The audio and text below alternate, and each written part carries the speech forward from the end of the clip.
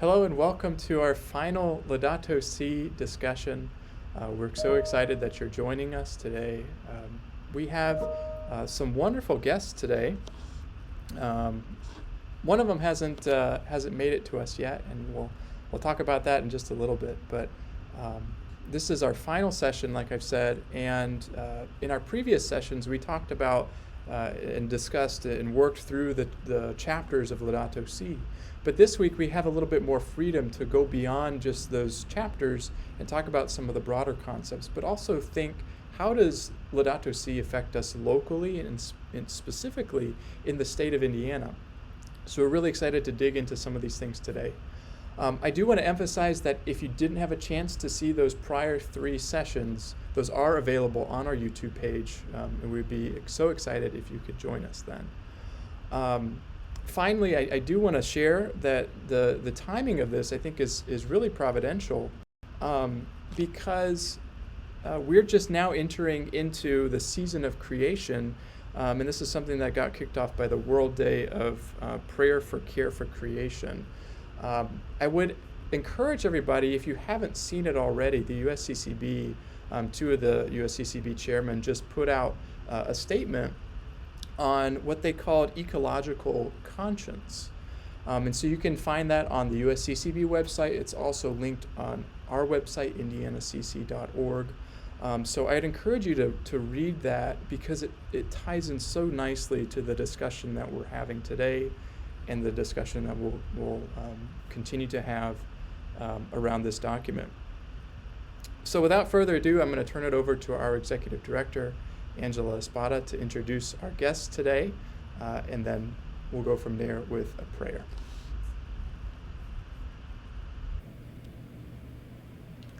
Hello. Today we're joined by Laura Sheehan, and she has a number of hats that she wears. She's a wife, she's a mother, she's a parishioner, she's a project director for Catholic Charities, and I just learned recently that she's also a student of sorts, again, working on a master's related to the conversation that we're having, and she'll tell us a little bit more about that. But she has agreed, like our previous guest, to open with prayer for us. Thank you, Laura. In the name of the Father, and of the Son, and of the Holy Spirit. Amen. Blessed are you, Lord God, of all creation. We praise and thank you for this day. Thank you for the beautiful weather that we're having. We ask that you bless this conversation and guide our discussion. Let us glorify you in all that we do and say today. We ask this through Christ our Lord. Amen. In the name of the Father, Son, Holy Spirit. Amen. Thank you. Sure. So as I mentioned, I heard that you are a student. Kind of. Okay. Can you tell us about it's a master's program? No. Okay.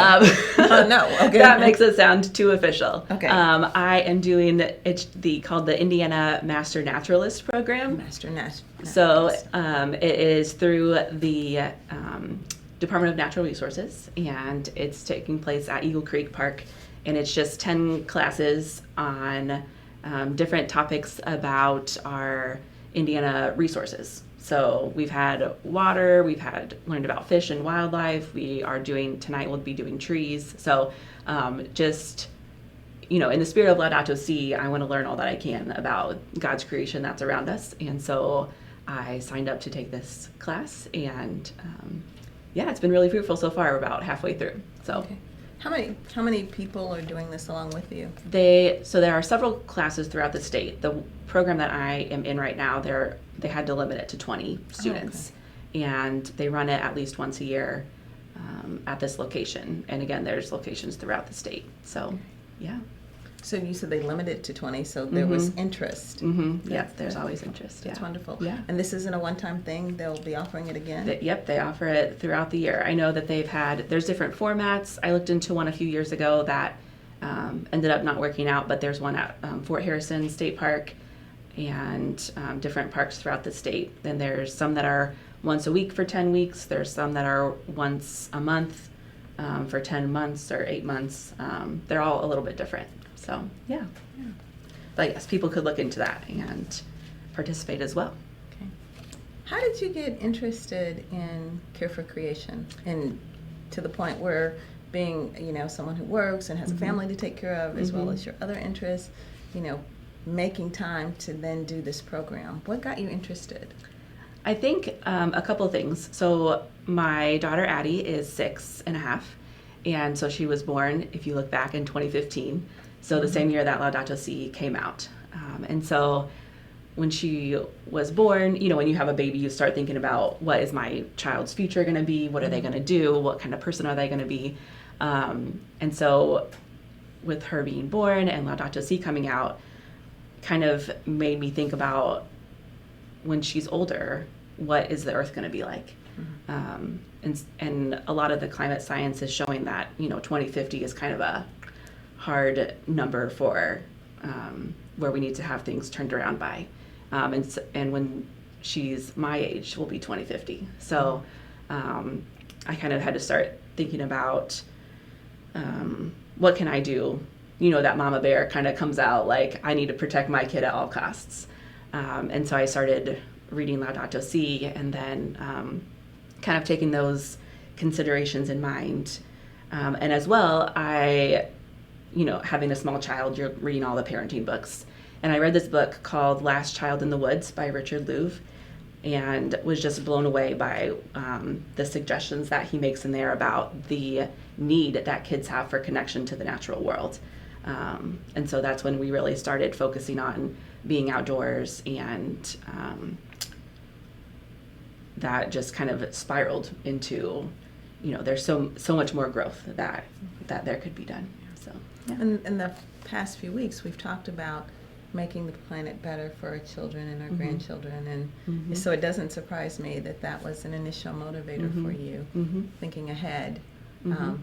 And that's what we need to do. We need to think ahead. So much of our consumerism is grounded in what we want today and what are we doing today. And if more people thought about, what is this world going to be like for our children and our children's children, I think it might be a little bit easier to make some of the necessary changes that we need to make. Yeah, I've had people who are older than I am say, well, I won't be here. I'll be dead, so who cares? And that is heartbreaking, because I'm like, well, I'll be here. My child will be here. I might have grandchildren here. So, yes, as you say, the intergenerational justice, I think, is a key thing to remember. Yeah. What I can see most clearly is the values, or lack thereof, behind a lot of those. So, we might talk about like agricultural pollution or air pollution. But I think underlying those things is something that we've kind of touched on already, in that the individualism that we see in all of us and in our community, the lack of care for other people, the lack of care for future generations, I think is a big thing that I have noticed, as well as the consumerism that's in our culture that is just rampant, and then also there seems to be a lack of connection. I don't know that if this is just our community, but I definitely notice it, a lack of connection between the spiritual and the ecological. My daughter was saying yesterday morning, I was telling her, today's the World Day of Prayer for God's creation. How exciting. And, at our house, we talk about God's creation all the time. And we're biking to school, and she said, Mommy, how come if God cares about the earth, how come we don't hear about that at church? And what do you say? I don't, that's hard. That's a good question, I think. So I think that just lack of connection there. Sometimes we get focused on either the highly spiritual or the highly, almost secular environmentalism. And really it's all of a piece. Yeah. So. Do you see how Laudato Si could help bridge that? Yeah, I think that is its key job. I read somewhere that science can't teach you to care about something. It gives you the facts, it gives you the state of the earth.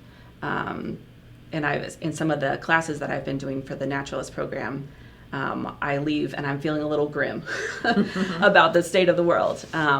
But what the church can do and should do, I think, is remind people of the hope and we worship a God who came to life from the dead and who parted the sea and who stilled the storm, all these things that, our God has done. And so I think in Laudato Si, there's that reminder that it teaches us to care, I think, is one of the major things that I see in there, and to just think about how our actions affect other people. You mentioned a lack of connection. And before we started talking on screen, you talked about teaching in your parish, Catholic social teaching. Mm-hmm. Do you see an avenue for those who might not have had the opportunity or been aware that they could read Laudato Si to use Catholic social teaching as a way to give information about Laudato Si and a way to care for creation? Yeah, absolutely. Because, the 7 principles of Catholic social teaching, one of them is care for creation. Right. But throughout Laudato Si, we see all of the other things come out. We see that this is really about the life and dignity of the human person in Laudato Si and caring for the earth. We see the rights that we all have to clean air and clean water, and then the responsibilities that we have to make sure that others have those same rights. We see the option for the poor and the vulnerable, who Pope Francis continually says throughout Laudato Si are those who are affected the most by ecological degradation. We see solidarity come through in Laudato Si, the mindfulness that we're all part of one another, and we need to behave as such.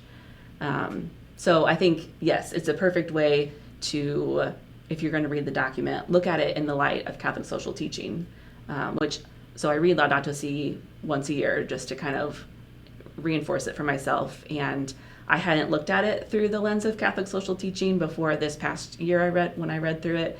And I was like, wow, this really runs straight through all the themes that we have. And while we would encourage everyone to read Laudato Si, and you don't have to buy the pamphlet, you can access it, from the USCCB website. But even if someone if it seems overwhelming to try to read it all at once, if they think about their connection to the planet through the lens of Catholic social teaching, I think they could get probably some of the same benefits. Like I said, while we encourage everyone to read it, if you haven't had time, don't let that stop your actions, because you could start from the top. Right. How do we care for the common good? Well, if you're thinking about the common good, then instead of being an individualist and a rapid consumer, that could color your actions the same way, as you said, with solidarity and option for the poor and the vulnerable. And so you don't have to be limited or say, well, I don't really know where to start because I've never read it. Right. Because you can read the newspaper and see the same things that need to be addressed. Yeah. Exactly. Exactly. Let's move back to Father Droste. Okay. Ready now. Okay. I've been told that now maybe we can get our other guest, Father Christopher.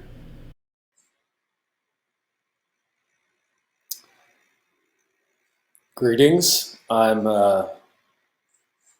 unmuted here, but I'm only seeing myself and not hearing myself, or seeing or hearing you all. You should be good, Father Christopher. Go ahead. Okay, now I can hear you. Okay, yeah, it's good to be with you, Angela and Laura. I've been listening, loving what I'm hearing so far. I'd be glad to contribute or field any questions now. Ask you, similar to we started with Laura, how you got involved with being interested in care for creation. I know you have a varied background. I saw that you were a songwriter for a little bit before you took your vows and became a priest, and now you're very busy with the different parishes that you have. But what got you involved with caring for creation? Yeah, that's a wonderful question. Well, starting off, I grew up in the country. So nature and the beauty and wonder of nature, I've been immersed in since I can remember being alive. So my mom grew up on a farm. My dad grew up in more of a manufacturing work environment, but also loved the outdoors, taught me to fish and do things like this. All my childhood friends, we spend all of our times in the outdoors. And so like my first love for nature has just come from kind of growing up in the country and being in that environment and that culture. Secondly, I would just say, my passion for beauty. I still consider myself somewhat of an artist, and if you're an artist, I think you at least appreciate or recognize, and maybe have a little more sensitivity to the aspect of beauty in our life. So, and love, and all those things. So, and then once I sort of came to a greater awakening of my faith, and we have people like Francis of Assisi, and then now Pope Francis, kind of like highlighting these aspects of our sense of stewardship, and it's all kind of come together for me now. So now it's a particular passion of mine to be a kind of an advocate for this care for creation. Yeah. It's interesting. You just made me think about something in a way that I've never realized. My husband is an artist. He sings, he can paint, he can sculpt, and he loves to garden. But more specifically, he always says, I love to see things grow. And I never made the connection with appreciating beauty in the form of the beauty of nature and him being an artist. Something to think about. Mm-hmm. Thank you for that, Father. Sure. I have a question for you, Father. How can a parish be a place for ecological education and the renewal of an integral ecology? Another great question. I think, I heard the previous discussion with the priest from Notre Dame. Can't remember his name right now, but he kind of redefined economy for us, and he kind of broke down the etymology of that word, and talked about how it refers more to the household, like the kind of the order and law and order of the house.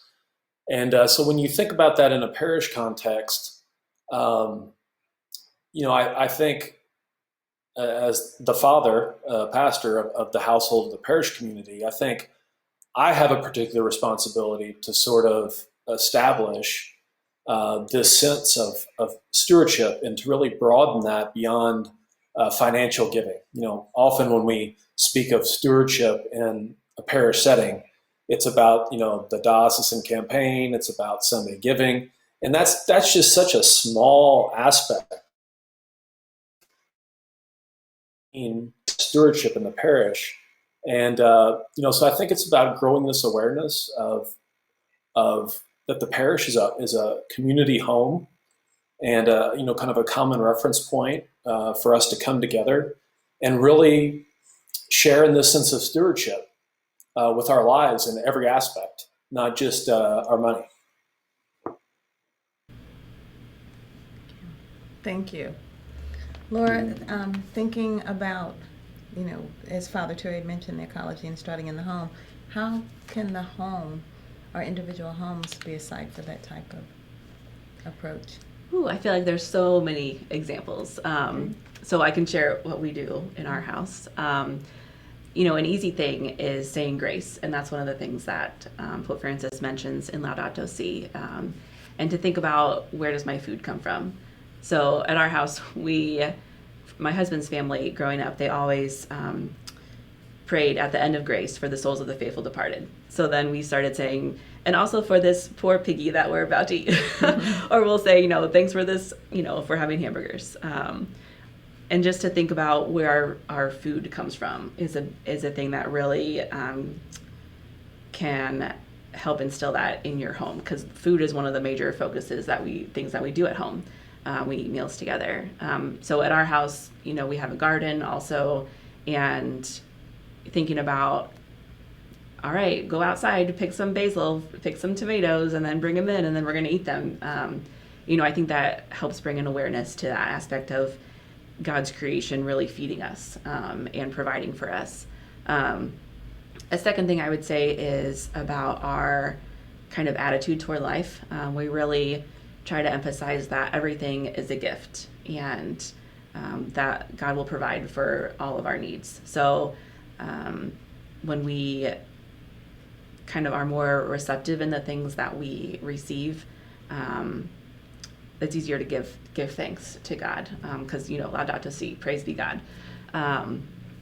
And thirdly, I think questioning consumption in our homes is pretty countercultural, but really the message of Laudato Si, we're always asking ourselves, like, do we need this? Do I need a new whatever it is, or can I do without? We learn, like, reduce, reuse, recycle, and I think recycling gets the most press, but reduce is the first step. And so, we buy our clothes secondhand. We buy, like, if we need something, the first stop is Goodwill, or the first stop is Once Upon a Child for kids' clothes. They're going to grow out of them anyway, And so just that questioning of, do we need another TV? Do we need another my cell phone broke in May. I don't have another one. Like, my air conditioning went out. Do I need air conditioning, or can I do without? In my car, I couldn't do without it in my house. To be clear, we still air condition our house. But it's just steps along the way. The tiny things of, our coffee, the coffee that we drink. Where does that come from? Is there a way to get fair trade coffee that doesn't harm the people who are harvesting that for us? And this is 6 years that we've been kind of on this journey. I try to set a goal once a month to say, what can we do this month? And then after that month, that's kind of ingrained, so now we always buy fair trade coffee, and then you can add the next thing. So it's a different thing each month. Yeah. Oh. But then once you've got that under your belt, then you just keep doing that thing, and then you're able to pick up the next thing. It says it takes 21 days to break or start an addiction. Oh, even better. I think I mentioned it earlier. I was doing some research years ago, and there was a time when Starbucks gave 21 days of free coffee, and it was 21 days because that's how long it takes to get someone hooked. Yep. Like I said, benevolent drug dealer. Yes.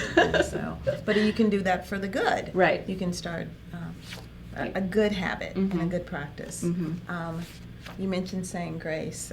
I was taught, not when I first learned to say grace, but some years afterwards, it was added, not only do you thank God for the food, but to remember those who didn't have the benefit of the food that we had, and ask that they be sustained until they did have the bounty that we had. And when I first started saying it that way, I have to admit, it was kind of rote. And then as I got older, that impressed me. Those who don't have what we have. Yeah. There are a lot of people who don't have the opportunity to sit down and say grace because they don't have the bounty. And then that led to, but why don't they? And what's going on? And if you add that little bit, it makes you more conscious of what you consume, how you consume it, where it comes from. And if there are other people who can't consume in the manner that you do, what can you do so that their situation is increased? Right. And especially to think how much food waste that we have, that we throw away. When I was a kid, it was like, there's kids in China that don't have food to eat, and now we're like, there's kids in our neighborhood that don't have enough food to eat, so you don't waste your food. I remember when I said I'm older than you are, and so I think back then for me it was India. Yeah. I remember one time saying, well, I don't like lima beans, so please pack it up and send it to them. Yep. And I got sent to bed early for talking back when I thought I was making a very helpful suggestion. I didn't realize it was taken as being back talking. Because it's more about, take what you need, which is runs throughout life. Just take what you need and not what you don't. That was, if you put it on your plate, you better eat it. Yeah. Father Christopher, we were talking about the different challenges that people might encounter with trying to care for creation. And Laura was kind enough to give her perspective on how Laudato Si could help us with those challenges. Would you like to weigh in on that? Certainly. I think from what I heard Laura describe, she did a great job at kind of, I think, pointing out some things. I think for me on just the lifestyle aspect, um, across the board. I mean, especially in the United States. I mean, um, you know, we are accustomed to our prosperity and comfort, and I think, to me, a challenge in kind of the ecological conversion that we have to undergo is sacrificing some of that uh, comfort that we enjoy because of all the fruits of our labors and God's blessings on our country and on our work and things like this. We've reaped the rewards of so many things, and you know I would say some of the things that we have to consider in the changes of our lifestyle would probably take away some of that convenience and comfort. I think that's a hard challenge. It's a hard thing for people to give up. As Laura said, when we have to reduce our consumption, that's a hard ask. And then I'll just and then another aspect of that, I think, in that kind of sense of prosperity, we have this kind of instant gratification, and really we have a real anxiety about not getting what we want when we want it, and I think it's a challenge to sort of delay that sense of gratification and actually look for a greater gratification, like down the road, and I think like previous generations. I can think of, I just see even the patterns of behavior in like younger families versus older ones. Like, it was common in my parents' generation where, you started off simple and maybe hope someday you would, have a bigger house, more, maybe luxury in your life but now it's like, people want it right up front. They can't wait. And I don't know, that's kind of a deep question. And like, how do we shift? How do we make it become more attractive and more kind of promising to be able to wait for something greater than wanting to kind of like, drink out of a garden hose right now? So that's what I would just say kind of on the lifestyle and mentality aspect. I think I want to speak to also on kind of the Christian culture that we're in, and how it influences and how it's a challenge to us, because, we would think, well, okay, being Christian sort of would help us in this regard. But, the fact is, in my lived experience of local Catholic culture in my diocese, but also in this part of the country and maybe the United States abroad, is just this kind of indifferentism or skepticism towards ecological concerns in kind of the popular Christian culture. And that has its roots. I think Laudato Si outlines a lot of its roots for us, and I think we could spend a lot of time talking about the origins of where that comes from. I think I would make kind of a theological criticism that I think living in a predominantly Protestant country doesn't dispose us very well to kind of overcoming this dualism between kind of creation and redemption and so on. And so I think there's a lot of dismissive attitudes of this in our Christian culture. And so that's why it's not a priority in the diocesan pastoral planning in a lot of dioceses or a lot of parishes to really take initiatives and take steps towards this kind of ecological conversion, because it's kind of the urgency with this concern isn't there like it is for the Pope. I think, attitudes of a lot of Americans towards like Pope Francis and his priorities don't line up, because I think honestly we that's the difference in cultural backgrounds we come from. For him, Latin America, now Europe, and for us, we're a very Americans tend to be we don't tend to think broadly all the time, and I think it's reflected in our kind of attitudes towards this, even within the church. That's interesting, because oftentimes when there is something that comes from the Holy See, people can have discussions about, well, it's promulgated way up here and here we are living down here with it, whereas this came from above, but everyone down here is dealing with the effects of climate change. And so this would be an instance that you would think that people could easily understand and get behind it, because it's not a proclamation that they may feel doesn't affect or have an impact on their day-to-day life. Sometimes there are discussions that, something about religion or a religious practice might not affect all people the same. And so when decisions are made, at the Holy See level, do they understand how people feel about it in the pews? Well, this impacts everyone. And so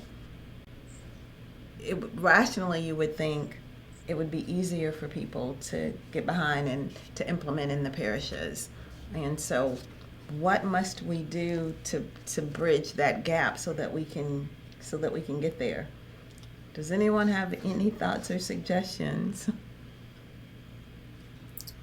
Yeah, I would just say that I don't think a lot of people have been impacted personally. At least they're not aware of how they've been negatively impacted by the consequences of our lack of care, let's say, for the environment, or not just that, but even for themselves. I think about this, like I've had a lot of people in my family, friends, that were smokers for a long time. Okay. And in the environment I grew up in, that was a very widely accepted thing. Like you weren't shunned, largely. It was kind of a cool thing to do. Okay. Really tobacco use was a thing that was just really kind of, even though people kind of knew it was bad for them, no one really suffered the consequences of that. And so it's sad to say, but I think, yes, it's something we all are impacted by, but I think, and people are aware of it, but like, if we don't live in a place like LA where there's smog everywhere and things like this. So like, I think you have to kind of, it'd be ideal if we were all proactive and we just, valued the treasure of creation and just saw the preciousness and beauty of it, and were inclined to care for that reason. But I don't think the urgency is there with people, because the consequences aren't kind of pressuring them to reconsider their thoughts and attitudes towards this, at least right now. Maybe with all the crazy weather that's been out west with the fires, the wildfires, and the drought, and then the flooding and the hurricanes. Maybe when people go to buy gas because the refineries have been put out of commission because of the storms that come more frequent and are more ferocious because of climate change, if there was some type of announcement or reminder, you are paying more for your fuel and for your energy and for your gas because you have not been good stewards and you have not been taking care of the planet. Maybe if there was some type of reminder along that way, or that your brothers and sisters are suffering. There are millions of people without clean water. Basics, because what's been knocked out along the Gulf Coast, that people are suffering because the planet can't continue the way that it is. Instead of talking about the statistics of it, talking about the people who have been impacted and making that connection. Maybe that would help. Yeah, I think, Father Christopher, you make a good point about the environment in the United States being very Protestant. And I think one of the things that I value about Catholicism is that it's so incarnational. So Christ came to earth and sanctifies the earth, and the sacraments come to us, in physical form. And so to kind of recover that sense that what we do here matters, because I think there's a temptation to say, well, only my inner spiritual life matters, and that, the church has works of mercy, which Pope Francis has said caring for creation is an act of charity.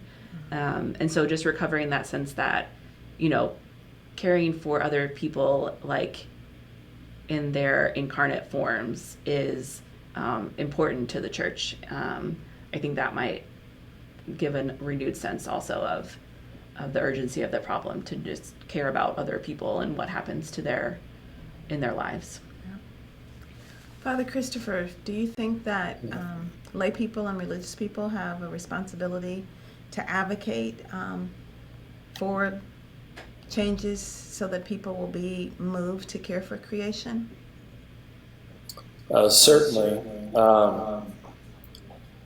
I think when we look at our responsibility, I think we have to, at least as leaders, if whether we're laity or religious clergy, that we really have to reconsider our priorities. We all live in this time where we feel like we don't have enough time for everything. Like myself, I've got 3 parishes. I've got a lot of concerns and cares for people, and it tends to be that I think, and this happens in a lot of people's lives, the kind of squeaky wheel gets the grease, as they say, and you tend to prioritize it around the things that are kind of most pressing upon you. And I think we have to a responsibility to make people aware that, like, this is a pressing issue. Like, this isn't something that's just going to get better on its own. That's going to heal itself, as some people sadly suggest. That again, like, you may not be feeling the pain of this right now in your situation, but a lot of people are. And like I said, here in the Midwest, I think we don't necessarily, we're kind of sheltered a little bit from the kind of more radical and more dramatic climate aspects of things, and we rarely have. I mean, I can remember one drought in my lifetime that we really affected people, and that was, I think, in 2012.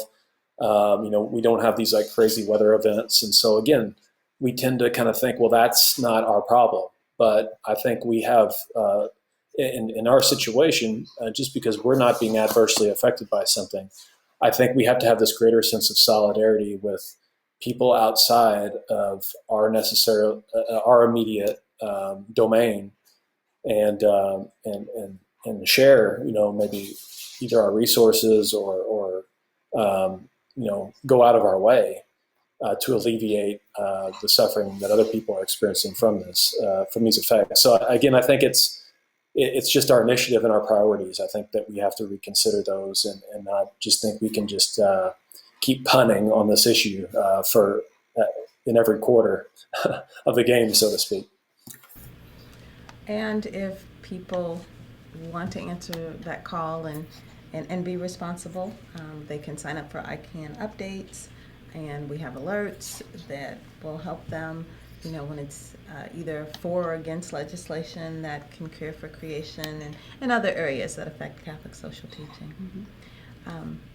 Laura, you've told us some things that your family is doing to help. Father Christopher, is there anything that any of your parishes are doing to help with Care for Creation? I'm not aware of anything that happens at the parish level specifically, other than I think in general a lot of places the whole they try to recycle and look for more energy efficient solutions when it comes to their facilities. I think people are more conscious of that, not only because there's financial incentives to do so, but because it's the responsible thing to do. But there's also like kind of a diocesan-wide group that meets and tries to kind of be kind of a community advocate, and it's not just it's kind of a broad membership. It's more of a community thing. But a lot of our Catholic people are kind of leading that wider community initiative. But I'm not aware, and I mean, I will admit, I've been at these 3 parishes for 2 years, and this is something that I'm kind of You have to be careful with timing when you're new at a place to kind of introduce kind of some big initiatives, and with COVID and everything, it's kind of sidetracked some of those things. But I myself am a little, I'll admit, I mean, I've been kind of delayed in taking, I think, more bolder initiatives in this front. So if anything, this conversation's kind of held me accountable to kind of practice what I preach. So we'll see. I've got some ideas, and a lot of other people have good ideas, and we'll see what we can maybe try to implement in the near future here. Yeah. Perhaps that you can take Addie's advice and talk with your brother priest, and they can, kind of weave in care for creation with some of the other messages that they're giving to their congregation. Yes, certainly. There are, a few things that we know that people can do, and oftentimes people feel like this is so big. But last week we talked about small acts of love, and I think even if it's something small, like picking up litter or enjoying and recognizing the beauty of nature, Laura's idea of doing something for a month, thinking of something. There are a lot of resources. USCCB has resources. I came across a new one called the Dart Center, another Catholic organization. They suggest forming, reading groups so that you can read Laudato Si if you haven't done it, because sometimes that's intimidating to try to start that process on your own. There are a variety of different things that you can do. Planning an activity where you don't, use a motorized vehicle or put carbon into the air. Taking a walk, and there are a lot of suggestions out there. And so we hope that this, even though this is our last broadcast, that this isn't the end of people thinking about how they can care for creation. Thank you, and we appreciate your time. God bless.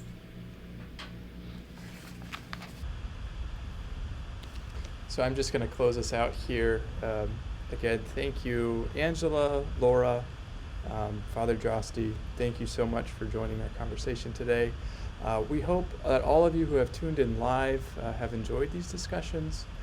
Stay tuned for future discussions, and perhaps Angela and I in future years taking documents like we've done this time, and invite you to kind of read along with us as we digest them and try to understand what their application is for our lives. But again, if you haven't seen all of the discussions, we encourage you to go look on our YouTube page and reach out to us. Let us know what you think. Send us an email, give us some feedback. You can email us at icc@argindy.org. And again, thank you so much. Have a blessed weekend, Labor Day weekend, and we'll see you next time.